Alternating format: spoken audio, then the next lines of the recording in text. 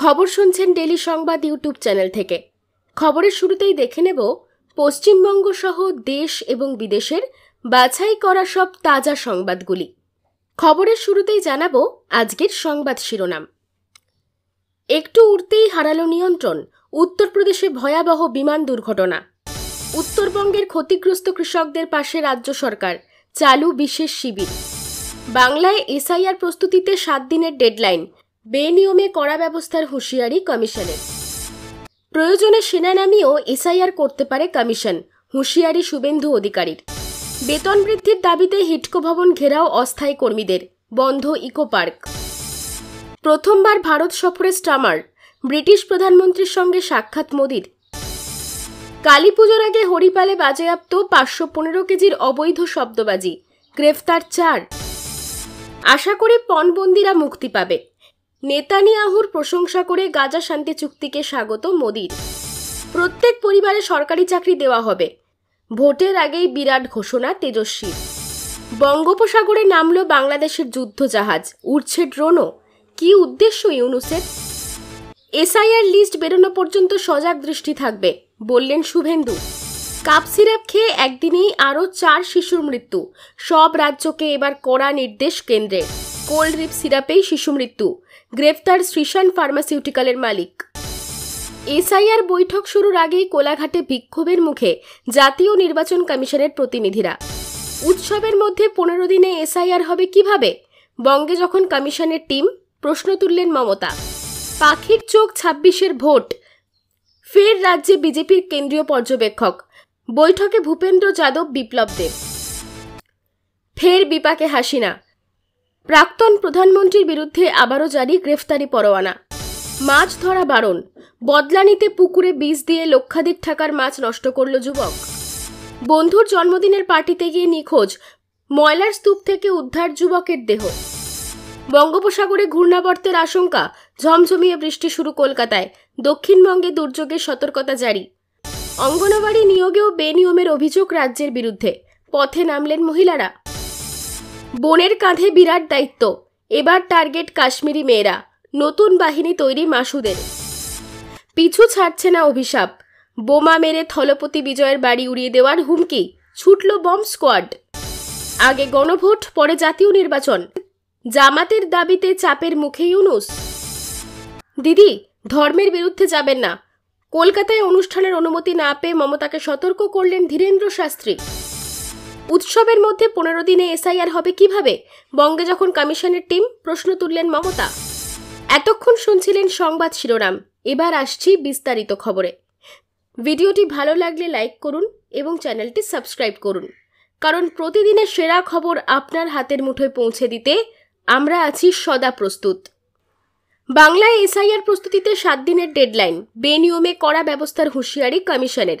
আগামী বছর রাজ্যে বিধানসভা নির্বাচন, তার আগে জোর কদমে এসআইআর প্রস্তুতি নেওয়ার বার্তা নির্বাচন কমিশনের। বুধবার রাজ্যের জেলাশাসকদের সঙ্গে ভার্চুয়াল বৈঠক হয় কমিশনের আধিকারিকদের। এসআইআর প্রস্তুতিতে আগামী 7 দিনের ডেডলাইন বেঁধে দেন তারা। এদিনের বৈঠকে ছিলেন উপনির্বাচন কমিশনার জ্ঞানেশ ভারতী, কমিশনের তথ্য প্রযুক্তি শাখার ডিরেক্টর জেনারেল সীমা খান্না, কমিশনের সচিব এসবি যোশী এবং উপসচিব অভিনব আগরওয়াল। জেলাশাসকদের সঙ্গে ভার্চুয়াল বৈঠক করেন তারা। যদিও উত্তরবঙ্গের বিপর্যস্ত এলাকার জেলাশাসকরা ছিলেন না। সূত্রের খবর, এসআইআর প্রস্তুতি ঠিক কতদূর তা নিয়ে জেলাশাসকদের সঙ্গে কথা বলেন কমিশনের আধিকারিকরা। আগামী 1 সপ্তাহের মধ্যে সমস্ত প্রস্তুতি সেরে ফেলার নির্দেশ দেওয়া হয়েছে। এছাড়া ইনুমারেশন ফর্ম ছাপানোর জন্য প্রস্তুতি পর্ব সেরে রাখতে বলা হয়েছে। উল্লেখ্য, বাংলায় মোট ভোটার প্রায় 7.65 কোটি। প্রত্যেক ভোটারকে 2টি করে ফর্ম দেওয়া হবে, যার একটি জমা নেবে বিএলও আর অন্যটি থাকবে ভোটারের কাছে। সুতরাং অন্তত 15 কোটি ফর্ম লাগবে। দিল্লি থেকে এই ফর্মের সফট কপি জেলায় জেলায় পাঠানো হবে। তা ছাপানোর দায়িত্ব সংশ্লিষ্ট জেলা প্রশাসনকে দেওয়ার কথা, যাতে এসআইআর বিজ্ঞপ্তি প্রকাশের 4 থেকে 5 দিনের মধ্যে কমপক্ষে 30% ফর্ম ছাপানোর কাজ শেষ করা যায়। সেভাবেই প্রস্তুতি পর্ব সেরে রাখার নির্দেশ দেওয়া হয়েছে। একটু উঠতেই হারালো নিয়ন্ত্রণ, উত্তরপ্রদেশে ভয়াবহ বিমান দুর্ঘটনা। উত্তরপ্রদেশে ভয়াবহ বিমান দুর্ঘটনা, নিয়ন্ত্রণ হারিয়ে মাটিতে আছড়ে পড়ল আস্ত একটি বিমান। দেশের অন্যতম শিল্পপতিদের ছাপিয়ে বড় বিপত্তির মুখে পড়ে প্রাইভেট জেটটি। তবে এই দুর্ঘটনায় কারোর প্রাণহানি বা সামান্য আহত হওয়ার মতো কোনো ঘটনা ঘটেনি বলেই জানা গিয়েছে। নিরাপদ রয়েছেন যাত্রীরা। জানা গিয়েছে বৃহস্পতিবার সকাল 11:15 নাগাদ উত্তরপ্রদেশের ফারুকবাদ এলাকায় অবস্থিত মোহাম্মদাবাদ বিমান ঘাঁটি থেকে উড়ান নেয় ওই ব্যক্তিগত বিমানটি। কিন্তু উড়ানের পর নিয়ন্ত্রণ হারিয়ে ফেলেন চালকরা। 400 মিটার এগোতেই আকাশ থেকে মাটিতে আছড়ে পড়ে সেটি। তড়িঘড়ি ঘটনাস্থলে পৌঁছয় স্থানীয় থানার পুলিশ, দমকল। ছুটে আসেন খোদ জেলা শাসকও। কারা চেপেছিলেন এই বিমানে? স্থানীয় সূত্রে জানা গিয়েছে 2 ইঞ্জিন বিশিষ্ট এই ব্যক্তিগত বিমানে চড়েছিলেন দেশের বিশিষ্টরা। গতকালই এই বিমান চড়ে মধ্যপ্রদেশ থেকে উত্তরপ্রদেশে এসেছিলেন তারা। বৃহস্পতিবার আবার ফিরে যাচ্ছিলেন মধ্যপ্রদেশেই।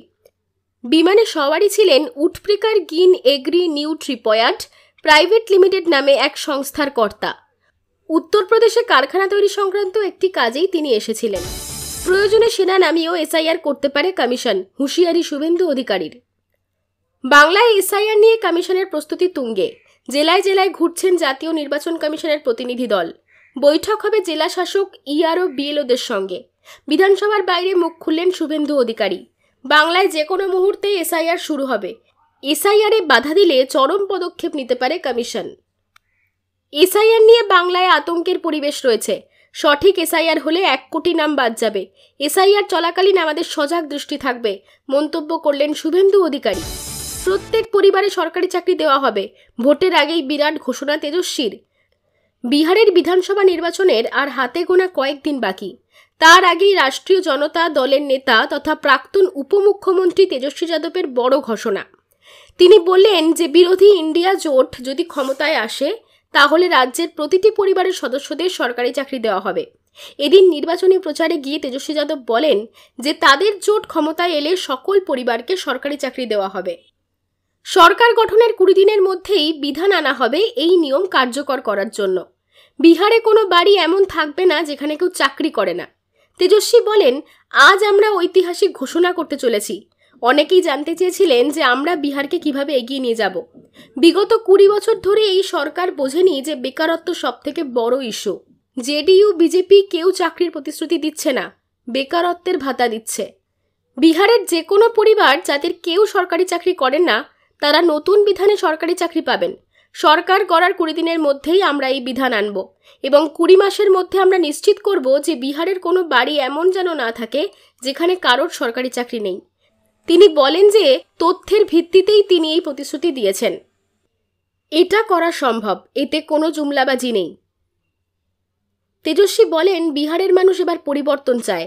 সামাজিক ন্যায় বিচারের পাশাপাশি আমরা বিহারের মানুষের জন্য আর্থিক বিচারও নিশ্চিত করব। এটা করা সম্ভব, এর জন্য মনের জোর দরকার।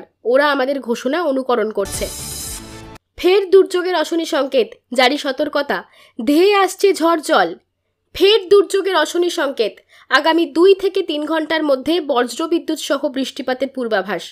হালকা থেকে মাঝারি বৃষ্টির পূর্বাভাস, সঙ্গে বইতে পারে দমকা বাতাস, হতে পারে ঝড়। বাতাসের গতি হতে পারে ঘন্টায় 30 থেকে 40 কিলোমিটার। সতর্কতা জারি করল আলিপুর আবহাওয়া দপ্তর। হলুদ সতর্কতা জারি করেছে আলিপুর আবহাওয়া দপ্তর। পশ্চিম মেদিনীপুর, ঝাড়গ্রামে দুর্যোগের সম্ভাবনা বেশি। বৃষ্টির সম্ভাবনা দক্ষিণ 24 পরগনাতেও। প্রসঙ্গত, চলতি মরশুমে প্রথমবার ভোরের কলকাতায় হালকা কুয়াশা দেখা যায় আজ। সকালের দিকে কিছুটা শুষ্ক আবহাওয়ার অনুভূতিও হয়। কাল শুক্রবার, যদিও ফের হাওয়া বদলের পূর্বাভাস। উত্তর বঙ্গোপসাগরে তৈরি হবে ঘূর্ণাবর্ত, আবার মেঘলা হবে আকাশ। বাড়বে জলীয় বাষ্পের পরিমাণ। বৃষ্টির পূর্বাভাস সঙ্গে উত্তর পূর্ব আসাম এবং দক্ষিণ বাংলাদেশে রয়েছে জোড়া ঘূর্ণাবর্ত। দক্ষিণ বাংলাদেশের ঘূর্ণাবর্তে দক্ষিণবঙ্গে বৃষ্টি বাড়বে শুক্রবার থেকে। 11ই অক্টোবর শনিবার পর্যন্ত দক্ষিণবঙ্গের ঝাড়গ্রাম, পশ্চিম মেদিনীপুর, পূর্ব মেদিনীপুর, হাওড়া, হুগলি, নদিয়া, 2 24 পরগনা এবং কলকাতায় বিক্ষিপ্তভাবে হালকা থেকে মাঝারি বৃষ্টি এবং অতিরিক্ত বজ্রপাতের সতর্কতা। তারপর আবহাওয়ার উন্নতি হবে, ফের শুষ্ক হবে পরিস্থিতি।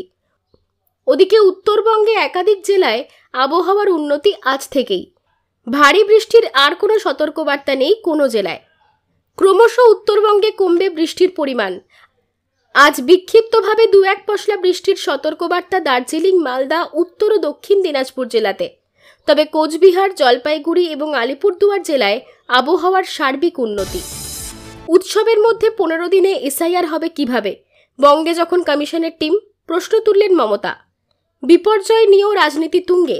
বাংলায় এসআইআর নিয়ে কেন্দ্রীয় স্বরাষ্ট্রমন্ত্রী অমিত শাহকে বেনজিরভাবে আক্রমণ করলেন মুখ্যমন্ত্রী মমতা বন্দ্যোপাধ্যায়।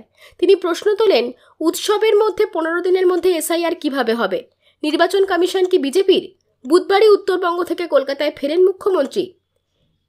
এদিনই কলকাতা বিমানবন্দরে দাঁড়িয়ে মুখ্যমন্ত্রী প্রশ্ন তোলেন, ওরা ভাবে কি 15 দিনের মধ্যে এসআইআর হয়ে যায়?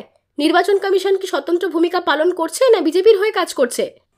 প্রসঙ্গত, এসআইআর এর কাজ খতিয়ে দেখতে বাংলায় নির্বাচন কমিশনের বিশেষ টিম এসেছে। কমিশনের এই বিশেষ দলের নেতৃত্বে ডেপুটি নির্বাচন কমিশনার জ্ঞানেশ ভারতী বুধবার সিইওকে সঙ্গে নিয়ে দক্ষিণবঙ্গের সব জেলা শাসক, অতিরিক্ত জেলা শাসক ও অন্যান্য প্রশাসনিক আধিকারিকদের সঙ্গে ভার্চুয়াল বৈঠক করেন। এই বৈঠকে ইঙ্গিত মিলেছে 15 অক্টোবরের মধ্যেই বাংলায় এসআইআর হতে পারে। তাতে বাংলায় জল্পনা তুঙ্গে। কিন্তু কেন এমনটা মনে করা হচ্ছে? বুধবার প্রথম পর্যায়ের বৈঠকে কমিশনের কর্তাদের তরফে জানতে চাওয়া হয়, এসআইআর এর জন্য বাংলার প্রতিটি জেলা কতটা প্রস্তুত। বিজ্ঞপ্তি প্রকাশের পর এনুমারেশন ফর্ম 3 থেকে 4 দিনের মধ্যে অন্তত 20% ছাপানো কি সম্ভব? সেই প্রস্তুতি কতটা আছে সেটাও জানতে চান দিল্লি থেকে আসা টিমের সদস্যরা। আলোচনার মাঝে বিহারের প্রসঙ্গ উত্থাপন করেন কমিশনের কর্তারা। বিহারে যখন এসআইআর ঘোষণা হয়, অর্থাৎ বিজ্ঞপ্তি জারি হওয়ার পর এনুমারেশন ফর্ম ছাপার প্রক্রিয়া শুরু হয়। তাতে সমস্যায় পড়তে হয় নির্বাচনী আধিকারিকদের।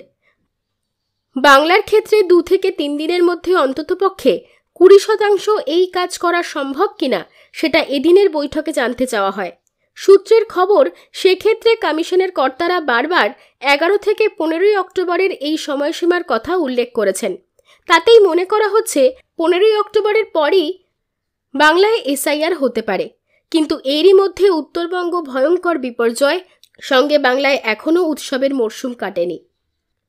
উত্তরবঙ্গে প্রশাসনিক কর্তারা ব্যস্ত। দক্ষিণবঙ্গে সবেমাত্র সরকারি দফতরগুলি ছুটি কাটিয়ে কাজ শুরু করেছে। এই পরিস্থিতিতে কিভাবে এত কম সময়ের ব্যবধানে এসআইআর সম্ভব, তা নিয়ে প্রশ্ন তুলছেন মুখ্যমন্ত্রী।